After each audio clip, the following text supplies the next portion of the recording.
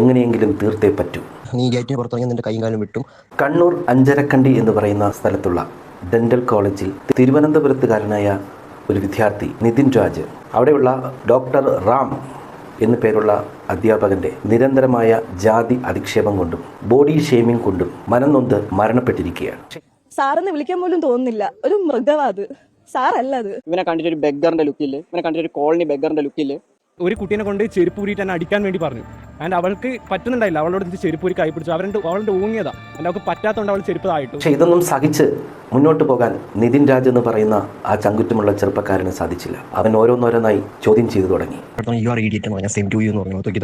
നീ ഗേറ്റിന് പുറത്തിറങ്ങി നിന്റെ കൈയും കാലും വിട്ടും, നീ കൈയില്ലാണ്ട് നീ പിന്നെ ജീവിക്കേണ്ടി വരുമോ?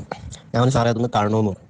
അവർ തീരുമാനിച്ചു, ഇവനെ എങ്ങനെയെങ്കിലും തീർത്തേ പറ്റൂ, ഇല്ലെങ്കിൽ മറ്റുള്ള വിദ്യാർത്ഥിനികൾക്കിടയിൽ അധ്യാപകരുടെ ഇമേജ് പോകും. അപ്പോഴാണ് ലോൺ ആപ്പുമായി ബന്ധപ്പെട്ട് ഒരു വിഷയം വരുന്നത്.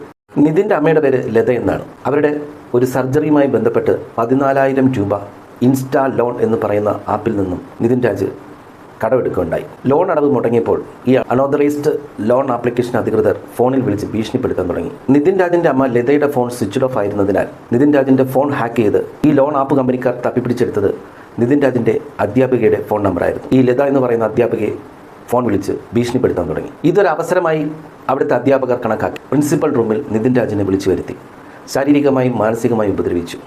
ഈ ഉപദ്രവവും അപമാനവും താങ്ങാനാവാതെ പ്രിൻസിപ്പൽ റൂമിൽ നിന്ന് പുറത്തിറങ്ങി ഏകദേശം 10 മിനിറ്റിനുള്ളിൽ ഈ പറയുന്ന കോളേജിൻ്റെ മുകളിലത്തെ കെട്ടിടത്തിൽ നിന്നും നിതിൻ രാജ് താഴേക്ക് വീഴുകയാണ് ഉണ്ടായത്. ഞാൻ ഒരാളെ കൊന്നിട്ടുണ്ട്. അപ്പോൾ നമ്മൾ ചോദിച്ചാൽ ഓക്കെ തള്ളുന്നതായിരിക്കും. പിന്നെ ഇങ്ങനെ ഈ ഒരു ദിവസങ്ങൾ കഴിയുമ്പോൾ ഓരോരോ പ്രവൃത്തികൾ കാണുമ്പോൾ നമ്മൾ ഓക്കെ എന്തെങ്കിലും നടന്നിട്ടുണ്ടാവണം, അല്ലാതെ എന്താണ് സൈക്കോ പോലെയാ. കൂടാതെ മറ്റ് റിപ്പോർട്ടുകൾ പറയുന്നത് ഇയാൾ കോളേജിൽ വിദ്യാർത്ഥിയായിരിക്കുമ്പോൾ റാഗ് ചെയ്തതിന് ഡീബാർ ചെയ്യപ്പെട്ട ഒരു വ്യക്തി കൂടിയാണ് അദ്ദേഹം. ഇദ്ദേഹത്തിൻ്റെ ഹിസ്റ്ററി എന്ന് പറയുന്നത് പക്ക ക്രിമിനൽസിൻ്റെയാണ്. ഇത്തരത്തിലുള്ളൊരു ക്രിമിനൽ നിതിൻ രാജിനെ കൊലപ്പെടുത്താനുള്ള സാഹചര്യവും നമുക്ക് മാറ്റി നിർത്തപ്പെടേണ്ടതല്ല.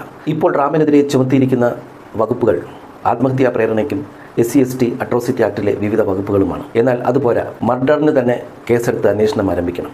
ഇയാൾ മുമ്പ് കൊന്നു തള്ളി എന്ന് പറയുന്നത് ആരെയാണ്, അത് കണ്ടുപിടിക്കണം. ഇവനെ അറസ്റ്റ് ചെയ്ത് കഴിഞ്ഞാൽ പുറം ലോകം കാണരുത്.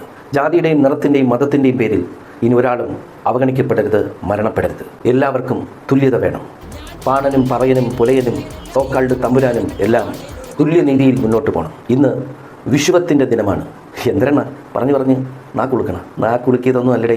വിഷുവത്തെന്ന് സംസ്കൃതത്തിൽ പറഞ്ഞാൽ തുല്യത എന്നാണ് അർത്ഥം. അതായത് വിഷുദിനത്തിൽ രാത്രിക്കും പകലിനും തുല്യ നീളമാണ് 12 മണിക്കൂർ. അങ്ങനെ നമ്മുടെ ജീവിതത്തിലും സമൂഹത്തിലും തുല്യത വേണം. തുല്യത വരട്ടെ. എല്ലാ ദിനവും വിഷുദിനമാകട്ടെ. ഹാപ്പി വിഷു.